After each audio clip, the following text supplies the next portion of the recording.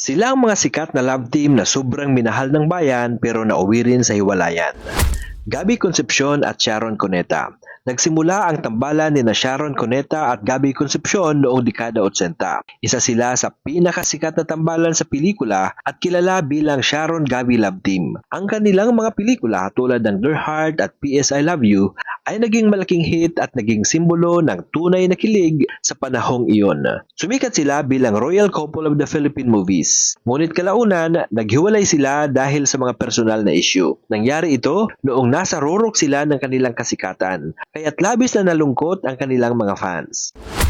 Sheryl Cruz at Romnek Sarmienta. Sa dekada 80 rin sumikat ang tambalang Sheryl Cruz at Romnek Sarmienta o kilala bilang Romnek-Sheryl Love Team. Nagsimula sila bilang bagets sa pelikula at sa TV at unti-unting nakilala dahil sa kanilang natural na chemistry. Naging paborito silang tambalan ng kabataan noon at sumikat sa pelikula at mga youth-oriented shows. Subalit hindi nagtagal at sila'y naghiwalay rin bilang tambalan. Ang kanilang paghihiwalay ay ikinalungkot ng kanilang solid supporters na tumutok sa kanila mula sa simula.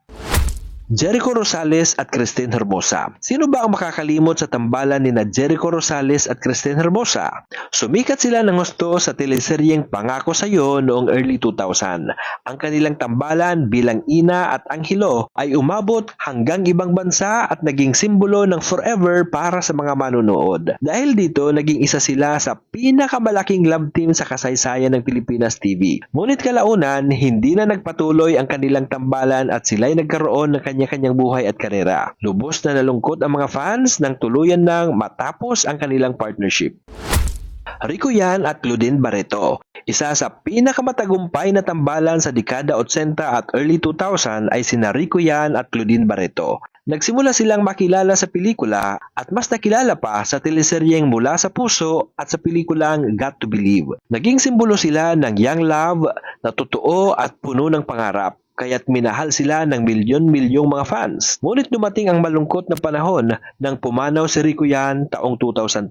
Ang kanilang tambalan ay biglang natapos. At ang mga tagahanga ay hindi lamang nalungkot kundi nagluksa rin. Hanggang ngayon, ang Rico Claudine ay nananatiling isa sa pinaka-nakakaantig na kwento ng love team sa Pilipinas.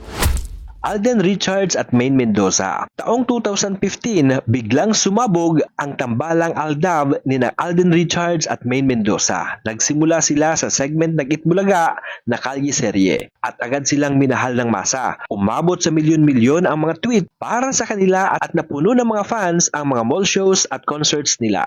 Naging simbolo sila ng modernong love team sa telebisyon. Ngunit kalaunan, hindi natuloy ang kanilang tambalan bilang tunay na relasyon. Nang tuluyan nang lumamlam ang Aldab, maraming tagahanga ang nasaktan at nalungkot sa pagkawala ng tambalang kanilang minahal.